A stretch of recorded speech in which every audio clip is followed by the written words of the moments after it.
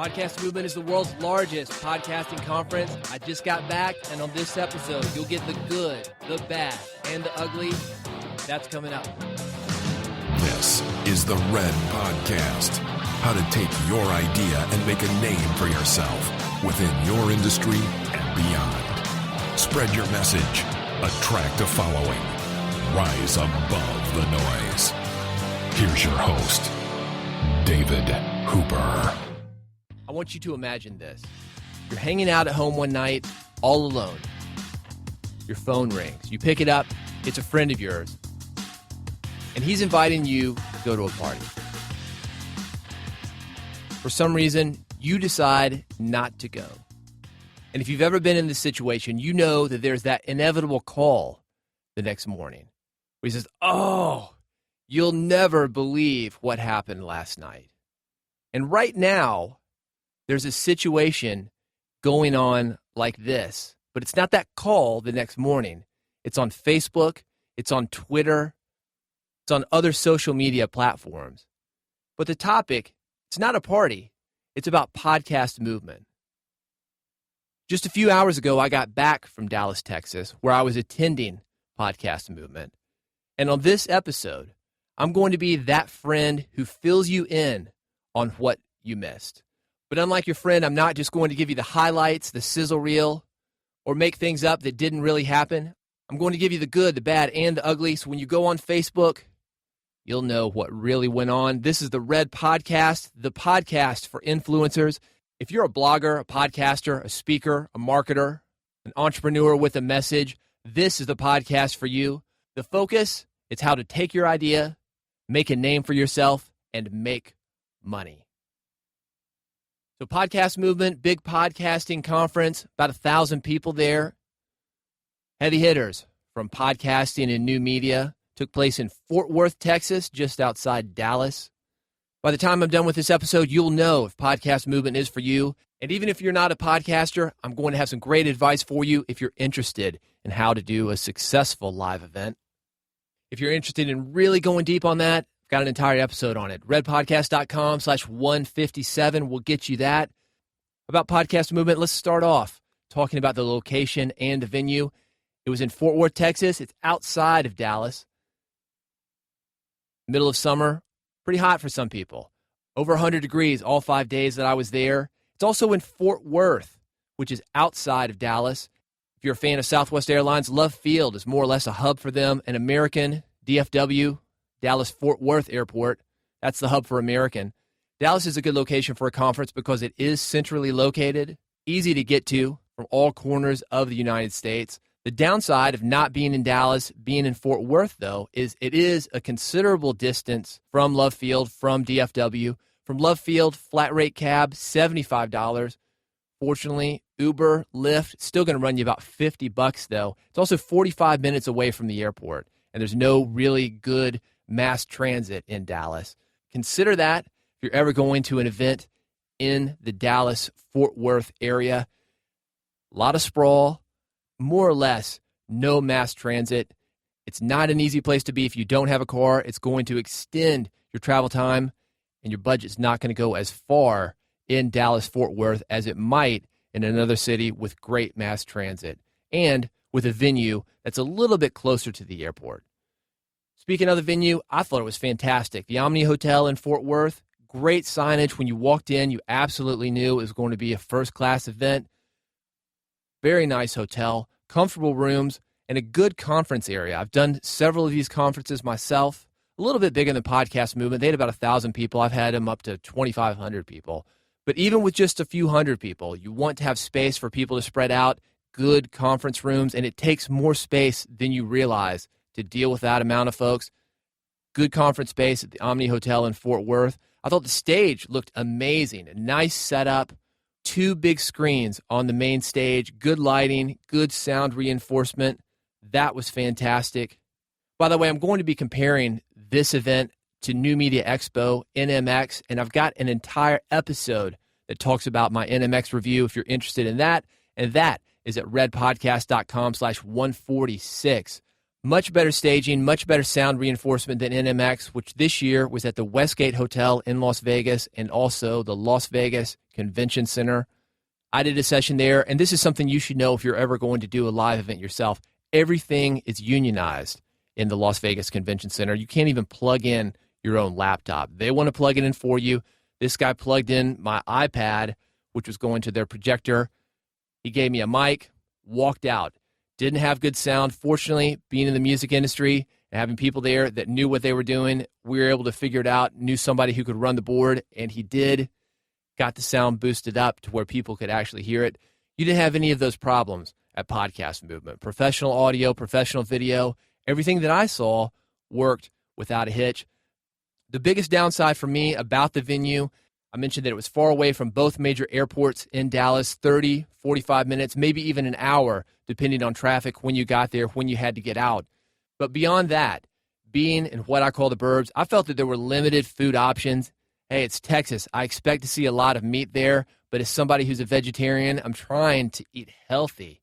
Not easy to do on the road, especially in Texas. A lot of bars, a lot of bar food. If you're into that, kind of the standard American diet, you're going to do fine. But if you're going to an event in Fort Worth, you might want to pack ahead. Also, something else, and this really surprised me, going to a major city like Dallas, even the burbs like Fort Worth, I expected things to be open a little bit later than they were. By the time my plane had landed, gotten a lift, taken a 45-minute drive to the hotel, checked in, got in my room, and come down for food, everything was closed. Everything literally closed down at 10 p.m. Fortunately, classy venue, the Omni. A lot of free apples, so I survived until the next morning. One of the great things that I think Podcast Movement did was have a sense of community. NMX, and again, I've got the full episode where I review NMX if you're trying to figure out whether you want to go to NMX or Podcast Movement or both. That's at redpodcast.com/146. NMX, to me, this year, being in the convention center, being part of the National Association of Broadcasters, no community. It was very easy for the new media people, the podcasters especially, which are just one segment of NMX. It's very easy for them to get lost. NAB is over 100,000 people.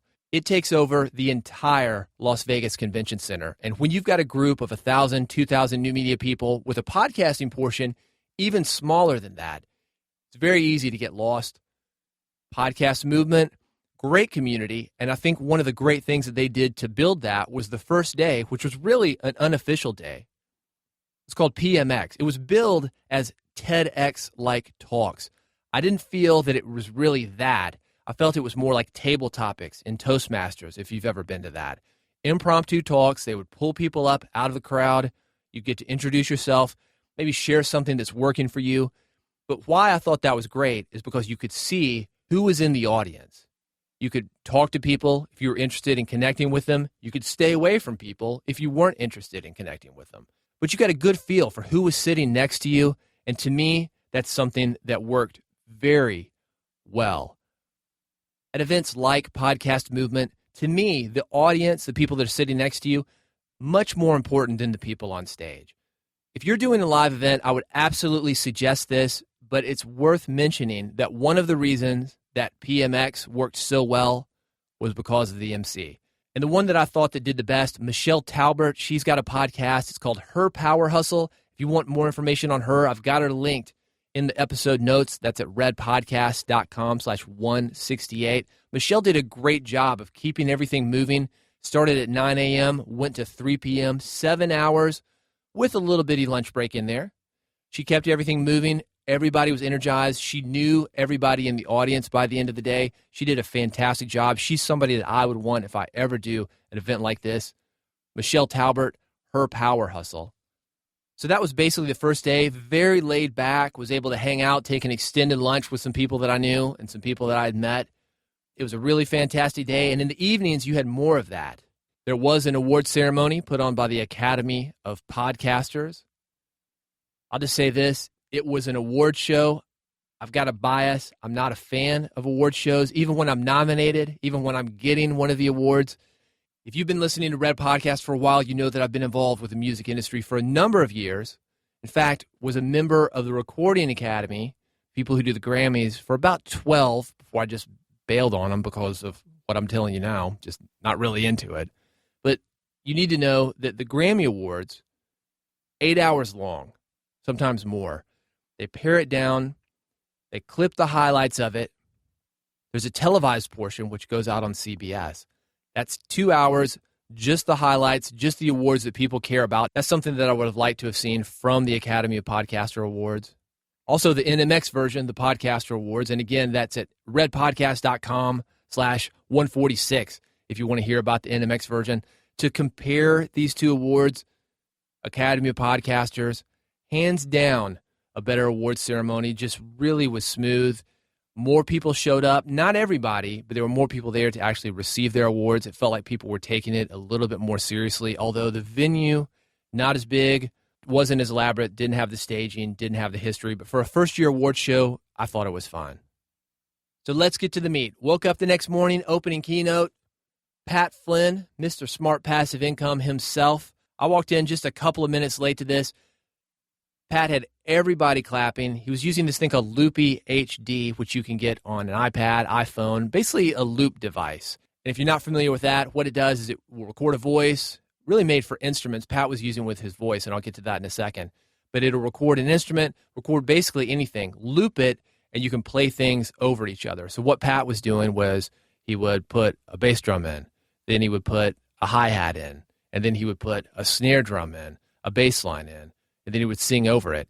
He really had everybody hyped up. I thought it was a great way to take that community that had been built the day before and get everybody energized, had a speech after that. I want to say this. All of that was live. Pat's layering these tracks. He's in a big venue, and you may not know about this if you've never played a big venue yourself, but when you're up there, you've got what they call monitors, and that's keeping him on time. Then you've got the sound going into the audience. There's a little bit of a delay, and to be able to get up there and do something on beat and to have great timing, you'll notice sometimes that a speaker will be talking and then there's a delay when the audience starts clapping. That's because the audience in the back hasn't heard what the people in the front have heard. For somebody to get up and do something live like that without a net, not pre-recorded, I think it takes guts. In addition, to get up there and do a performance, not just a speech, but a real performance, an entertaining performance, I think that takes a lot of guts, especially when you're not known for that kind of performing. He didn't know how the audience was going to react. I think that's a great lesson from Pat Flynn. Always take chances. He actually talked about that in his keynote presentation. I believe he attributed Stephen Pressfield with this quote, and that's a great book, War of Art, Do the Work, Turning Pro. 3 great books by Stephen Pressfield. I'll have them all linked in the episode notes, redpodcast.com/168. But the point being, you've got your comfort zone and where the magic happens outside of your comfort zone. When I walked in, Pat had everybody clapping, people on their feet. That took a risk. He pulled it off. Think about that when you're doing your next podcast episode, your next blog post, your next speech. Take chances. People don't want to see people who play it safe. So anyway, opening keynote, Pat Flynn, high energy. He took some chances. Also, great MC, Donald Kelly. He's got a podcast called Sales Evangelist. He really did a great job. Lots of performance, lots of costume changes, visuals, changed things up, kept people energized. Thought he was fantastic. One thing that I would have loved to have seen at Podcast Movement, to take it back to this community, didn't see any of the people from Podcast Movement actually get on stage. Say, hey, we're trying to build something and appreciate that you took the time and effort to come. That would have been great. I feel like that would have galvanized the community even more. Even the closing session, the goodbye, was basically Donald Kelly coming on after Sarah Koenigs from Serial. Said, all right, goodbye, everybody. See you in Chicago next year. Done. Lights up. And literally, before people had left the room, they were packing up chairs. So it was kind of an uneventful end. I would have loved to have seen that energy maybe brought down a little bit. Really give people some kind of inspiring word to leave with so they could go home, do their work, make something great. I didn't go to Podcast Movement last year. And one of the reasons that I didn't is I more or less have a policy of not going to first-year events because that is where the kinks get worked out. And one of the critiques that I heard about Podcast Movement last year, that it was very marketing-oriented. This year, not so much, although that was a big part of it. In the audience were three types of people. There were marketers, people like me in the business of selling things. There were passionate people with a message. For example, you've got a belief system, you want to spread that belief system. You have specialized knowledge or have been through an experience and want to help other people, you want to spread that message via a podcast. Passionate people with a message, or those that are doing podcasting as a hobby. A lot of guys that just love the equipment aren't really podcasting to have anybody listen to them. They'll just get together with their friends, turn the mic on, start talking. So to summarize, there were marketers, passionate people with a message, and also those who looked at podcasting as a hobby, something they just like to do for fun. And I think these three different people coming together was a big reason for why I saw this happening, which I thought was interesting. And that was that the audience was taping everything. Literally, it was like going to a Taylor Swift concert where you've got your tweens with their mobile phones and they want to capture every single minute to share on Facebook or Twitter, wherever tweens hang out these days. Not being present, taping it to impress people who weren't even there. So many people putting stuff out on Periscope, big Twitter feed, which is helpful. I mean, I like the Twitter feed. I was on it too to communicate with other people, but why tape it for the other people that are there? We don't need to see it. That was for people who weren't even there. And to me, I thought that was a little disrespectful to the content creators that have worked so hard to put their presentations together. Yeah, they knew that Podcast Movement officially would be taping it. But to have more than a few people put it up on Periscope, not so much. Now, you may have been one of the people that was watching on Periscope. That may make you want to come next year. I don't know. But I think it's important to mention that we should treat content like it has value. And if you give away content for free, or if you act like a tween that doesn't know any better, she's 12 and she's trying to impress the other 7th grade girls, I think we should be more respectful of content than that. And I mentioned this not to scold anybody, but just to talk to you as a content creator. People will give your content respect, and they'll do that by paying you when you give your content respect. Just something to chew on. Suggestions for these days? There were long days. They started early, ended late. I was downstairs in the conference room by 8:30, 9 o'clock. Shut it down about 2 or 2:30, all 3 days. My suggestions for Podcast Movement, something that you might want to think about if you're going to do your own live event. And again, I've got an entire episode about how to do a great live event. That's at redpodcast.com/157. This particular location, this venue, it was one that you really needed a car if you were going to go anywhere. You could walk a few places, but it's going to take you a minute to walk there.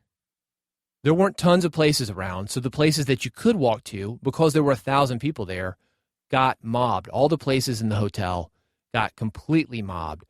There was only an hour for lunch each day, and that just wasn't enough time in Fort Worth. It's not enough time to drive to some place that's not very crowded, and all the walkable places, it's not enough time to get in and out of. That's suggestion one.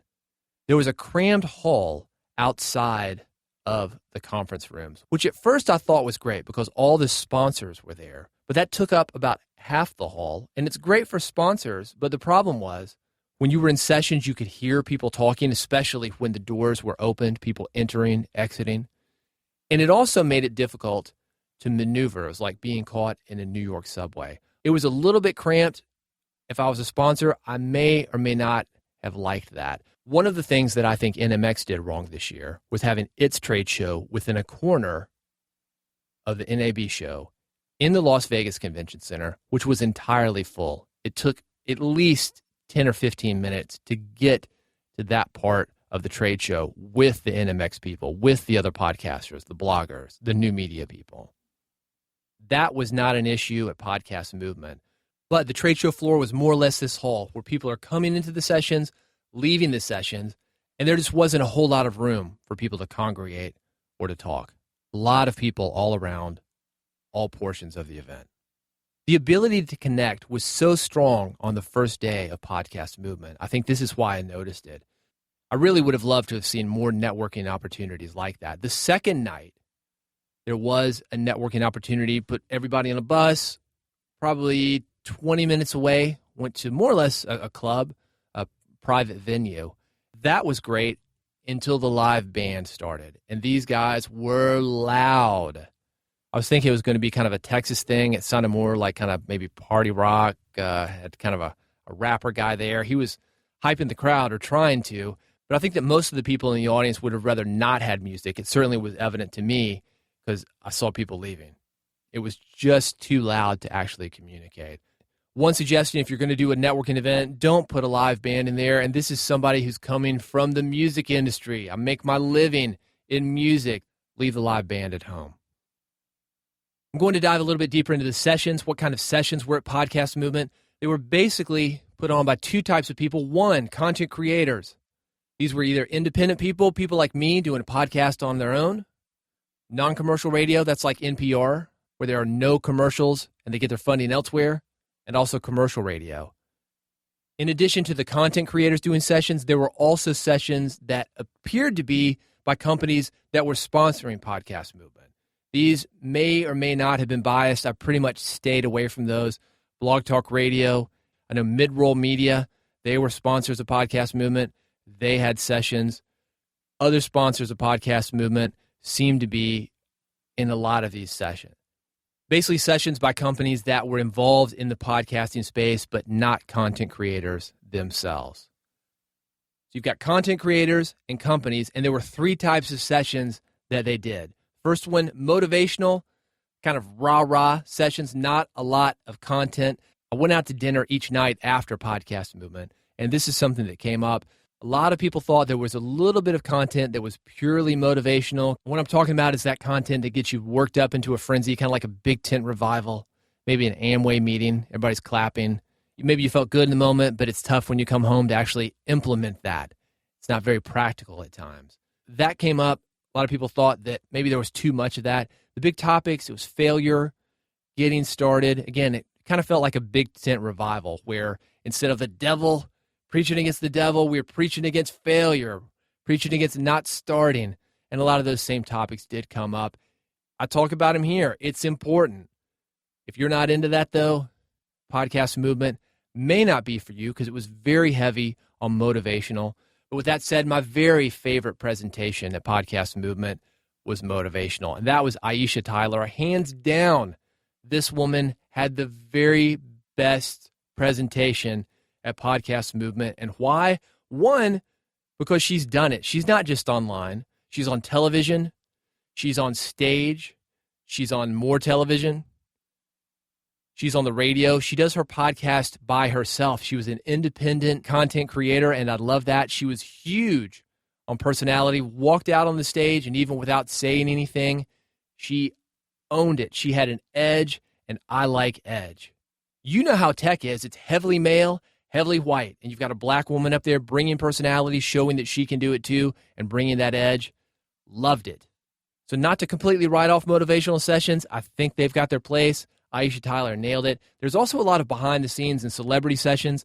The best one of those, I think, Roman Mars. And the reason I liked it is the same reason that I like Aisha, because he's done it. Roman Mars does real radio. There is a reason 99% Invisible, which is his podcast, is so popular. He explained what it takes to get to this level. And by the way, he edits 4 times. There's a lot that goes in to doing this. But it wasn't like an NPR guy up there. A lot of the NPR guys, they would get up there and they say, well, you know, I've got a producer and I've got a writer and I've got somebody to fact check. Roman Mars started this in his bedroom. Another reason that I respected him. And he explained what it took to get to that level. And here's something else worth mentioning. Roman Mars, if you've ever listened to 99% Invisible, is exactly on stage like he is on his podcast. 99pi.org, that's the URL if you want to check that out.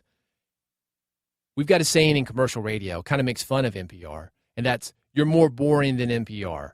And Roman Mars would fall into that category if he weren't so witty, if he weren't so interesting. And I talked about Aisha playing her game. Roman Mars played his game. Didn't try to hype everything up. He was going on after Pat Flynn. And Pat's super high energy. He's got everybody clapping, everybody really motivated. Roman Mars came on, did his thing. But it was so interesting because of the content level. And I think this is worth mentioning, that you can follow somebody who's completely different than you are. And even if you're the exact opposite of that person, and everybody else likes that person, and you do something completely different, people are going to like you as well. I thought he was fantastic. Sarah Koenig from Serial, she was great. She showed the behind the scenes of Serial. That was interesting, but she's in a different world. Didn't like it as much as Roman. Still, at 94 million downloads of her podcast Serial, even if she does have the fact checker, the producer, the writers, the researchers, the budget, still worth listening to. Glenn Beck was supposed to be at Podcast Movement. Politically, I can't stand him. I think he sells fear. I think it's an easy sell. I don't think he's providing value and making people better. I was interested in hearing him for the same reason. He's playing his game. Dig a hole in your backyard, put in a shelter, stock it full of food, and buy gold. I'm sure he actually believes that. I don't think it's just for the money. He's playing his game. Mark Maron also playing his game. He did a Q&A, had a guy on stage with him asking him questions. The guy asking questions might as well have been invisible. And I don't remember how this started, if he asked about Obama coming on Maron's WTF podcast. But if he, in fact, did do that, that was a huge mistake because a big chunk of that first part of the Q&A was something that Mark had just talked about and actually done an entire podcast on. So the fans in the audience, they were pretty much getting a repeat, something they could have gotten elsewhere. And I would have liked to have seen something a little bit different. To recap these three types of sessions: the motivational sessions, the rah-rah but not a lot of content sessions, the behind-the-scenes celebrity sessions, and also this third one, the technical, mostly beginner-oriented. This is something else that came up. I was having dinner with some pretty advanced guys that were working in radio or doing podcasting already, doing social media already. They felt that the session should be better labeled as far as skill to know whether or not they should have attended. Overall, I feel the presentations were good. I feel that most people were prepared. They seemed to be prepared. A little bit different on the panels. The panels were a bit disappointing to me. They didn't seem very focused, and it is easy to go off on a tangent when you've got a panel, 3 or 4 people up there, but that's where the moderators come in. There were some moderators I felt that didn't moderate. They just wanted to talk themselves and be associated with other people on the panel who were usually more successful than the moderators themselves. There were also some panels that didn't really play to the audience, and I'm not sure that it was explained to the panelists who the audience was. There was an NPR panel, for example, and these guys were talking to the people in the audience like they were in non-commercial radio. It would have been great for the non-commercial radio conference, but these were podcasters. And I mentioned it earlier that a lot of these NPR guys, they're coming in there with producers. They're coming in there with a budget. I heard one woman say, yeah, when I need to interview somebody, I just catch flight, go across the country, interview them, come back, do the edits. It's a lot of work. It's like, yeah, it's a lot of work. But most independents don't have that kind of system in place, don't have that kind of budget, don't have that kind of audience to where it's worth doing like that. So I would have loved to have seen more independent people. I think it's great to get that NPR perspective. I was very excited about hearing that, but unfortunately, those were not solo presentations. A lot of the NPR guys mentioned as speakers for Podcast Movements were actually panelists. And when you got them together, they started talking shop. I'm not sure that the independent podcasters could really relate. I certainly couldn't, and I've actually worked in non-commercial and commercial radio. To summarize all this, I thought it was a great conference, had 5 fun days in Fort Worth. There was a lot of beginner content, so if you're just thinking about getting involved in podcasting, Podcast Movement may be for you. There's a lot of motivational content. If you need motivation, Podcast Movement may be for you. I don't know how long that motivation is going to last. Like I said, I think you can walk outside that room and it's gone in about 10 minutes. But if you like motivational content, it was there. If you can get your hands on the Aisha Tyler presentation, and I think they're actually selling this from podcastmovement.com, that was excellent. But the best part about Podcast Movement, hands down, was the people. I had a funny situation. I mentioned to somebody I was from Nashville. I had a woman behind me. She said, "You're from Nashville?" "I'm from Nashville." And I recognized her. I said, "Wait a minute. I think I know you. I think you came to my house one time." And it turned out she was an NPR reporter who was sent to my house. We were doing something for a New York NPR affiliate, and she was sent as the local reporter to get me on tape and do a double-ender, if you know what that is, where they record locally. The NPR person was on the phone recording locally in her studio. Then Kim, the local rep in Nashville, she sent the tape to New York, and they put it together. It sounded like I was in the studio. But anyway, Kim Green with her husband, Hal Humphreys, they've got a great podcast. It's called Spy Curious. Hal was a former NPR producer, now private investigator. And if you're interested in the world of private investigation, Spy Curious may be for you.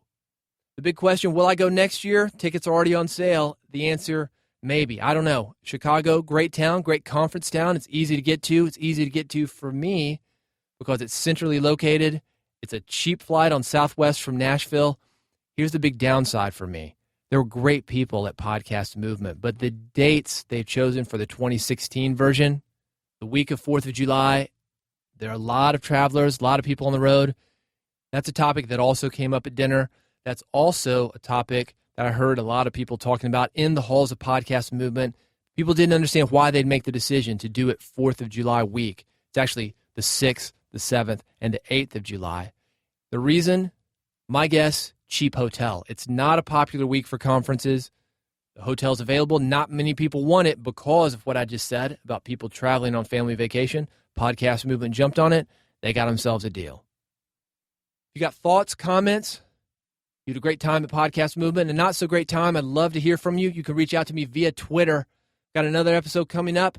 The topic, membership and recurring billing. Fun fact about me, I had the first non-adult membership site on the internet. Over 20 years ago, when I was starting my company, set up a membership site. Since then, membership sites have completely blown up. I've got a great special guest. We'll be talking about the membership economy. That's on the next episode. If you're not a subscriber to Red Podcast, just go to redpodcast.com. Click the button at the top or go to iTunes. Search for Red Podcast. Thanks so much for listening, and I'll see you on the next episode. You've been listening to Red Podcast, Real Entrepreneur Development. Subscribe today using iTunes, Stitcher, or via RSS at redpodcast.com.